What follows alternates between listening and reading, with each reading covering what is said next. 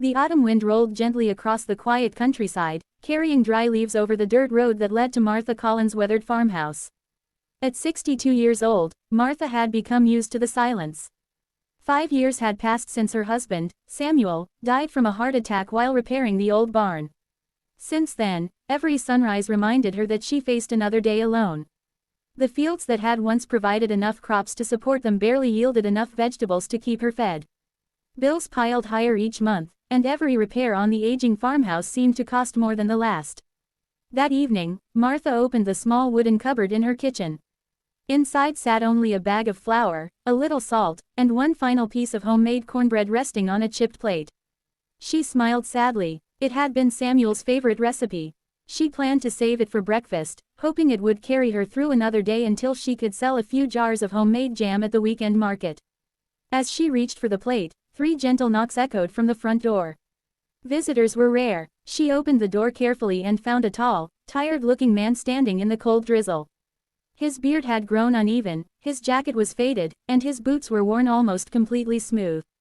A dusty backpack rested on one shoulder, and despite the exhaustion in his face, his eyes carried an unusual calm. "I'm sorry to disturb you, ma'am," he said politely. "I've been walking for 2 days. I wondered if you might have a little food." Martha glanced back toward the lonely piece of cornbread. For several long seconds, she remained silent. It was all she had. Then she smiled warmly. "It isn't much," she admitted. "But no one should sleep hungry." She welcomed him inside. The stranger immediately removed his muddy boots before stepping onto the old wooden floor. "My name is Daniel. I'm Martha." She cut the cornbread into 2 equal pieces, warmed them on an old cast iron pan, and poured 2 glasses of cool well water.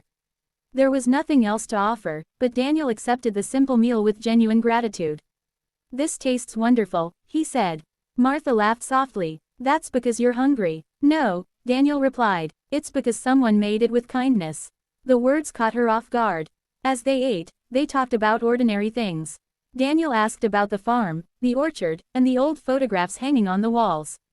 Martha pointed to a picture of Samuel. "He built most of this place with his own hands. He looks like a good man. He was the best." She spoke of long summers harvesting corn together, evenings spent watching sunsets from the porch, and dreams they never managed to finish before illness stole him away. Daniel listened without interrupting. When the meal ended, Martha spread an old blanket over the rocking chair beside the fireplace. "You can sleep here tonight," she said. "I couldn't take your bed. You aren't. Besides, the fire will keep you warm." Before sunrise the next morning, Martha awoke to the sound of hammering. She hurried outside. Daniel had repaired the broken fence surrounding her vegetable garden. He replaced loose shingles on the chicken coop roof, chopped an entire stack of firewood, and even fixed the old front gate that had squeaked for years. "You've done enough," she said. He smiled. "It's the least I could do." Before leaving, Martha packed 2 apples and a small jar of homemade blackberry jam into a paper bag. "I wish I had more." "You've already given me more than enough." He tipped his cap. "I hope life surprises you one day."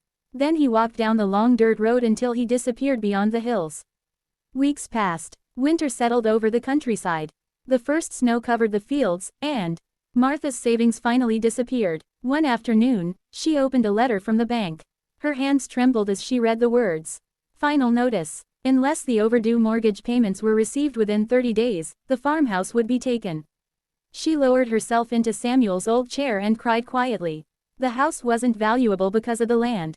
It was valuable because every room held memories. The kitchen still carried the smell of Samuel's Sunday breakfasts. The porch still held the swing they built together. Even the scratches on the doorway marked the height of children from neighbors who had visited years before. Losing the farmhouse felt like losing Samuel all over again.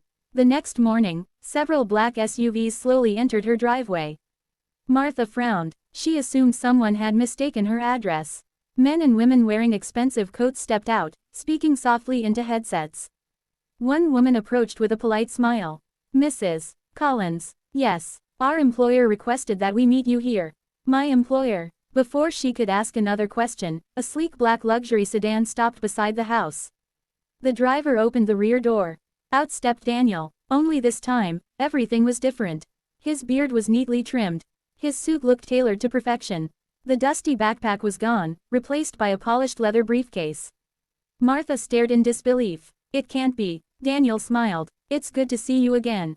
She blinked several times. I don't understand. I imagine you don't. The group followed them inside. Daniel looked around the little farmhouse exactly as he had weeks earlier. It still feels like home. Finally Martha asked the question she couldn't hold back. Who are you? My full name is Daniel Harper.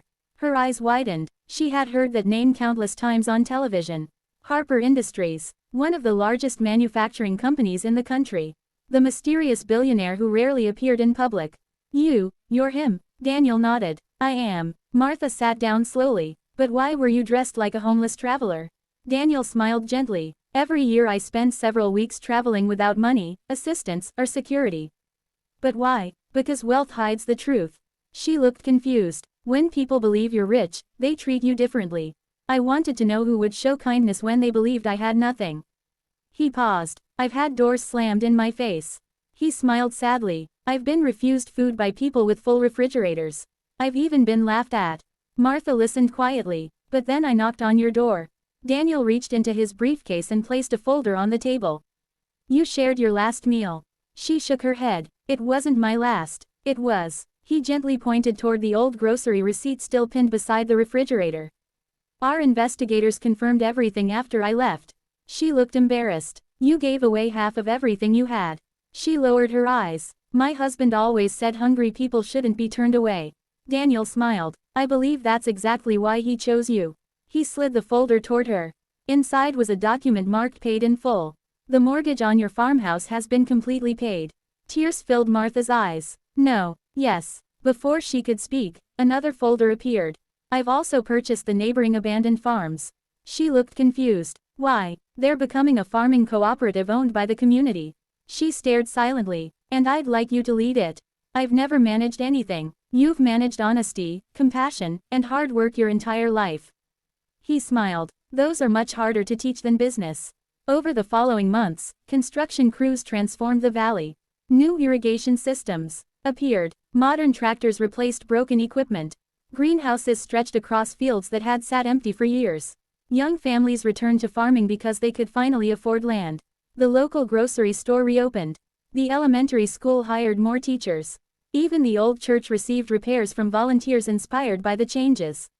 Martha never acted like a boss. She planted crops beside everyone else. She carried baskets, greeted every worker by name, and always made sure no family went without food. When someone struggled, she quietly left vegetables on their porch just as neighbors had once done for her. Her kindness spread faster than any business plan ever could. News reporters arrived from across the country. One journalist asked Daniel why he had invested millions into such a small rural town. His answer became famous. The greatest investment isn't made in land or buildings. It's made in people whose character has already proven priceless. Nearly a year later, Daniel returned alone. No cameras, no assistants, no luxury convoy, only an ordinary pickup truck. He found Martha sitting on the porch watching children laugh as they chased each other through fields filled with golden corn. She smiled before he even spoke. I knew you'd come back. How? You still knock exactly 3 times. He laughed. She disappeared into the kitchen and returned carrying 2 thick slices of fresh cornbread, still warm from the oven. I baked extra. I was hoping you would. They sat together as the evening sun painted the sky in shades of orange and gold. After a long silence, Daniel looked across the thriving farms. Do you ever regret sharing that last piece of cornbread? Martha smiled. I've thought about that night many times. And I realized something. She looked toward families harvesting together, children running between rows of corn, and neighbors helping one another without being asked. I believed I was feeding a hungry stranger.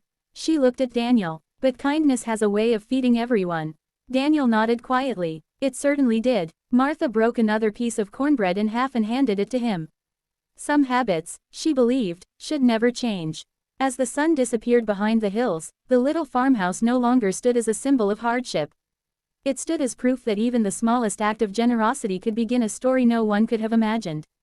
A widow who owned almost nothing had given away half of her last meal without expecting anything in return.